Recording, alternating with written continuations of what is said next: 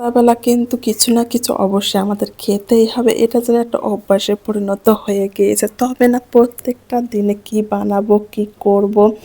এটার জন্য মাথার মধ্যে একটা টেনশন কাজ করে। তবে আজকে ভাবলাম যে একটু প্যানকেক বানিয়ে সবাইকে খাওয়াবো।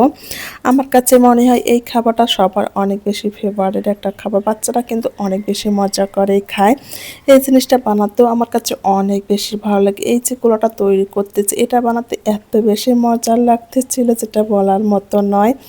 বাই দ্য ওয়ে আমার ঘরে সবাই কিন্তু এটা খেতে অনেক বেশি পছন্দ করে। বিশেষ করে আমি, আমার ছেলে, আমরা দুজনেই কিন্তু প্যানকেক খেতে অনেক বেশি পছন্দ করি। যখন এভাবে দিচ্ছিলাম আমার ছেলে তো আমার কাছ থেকে দেখছিল।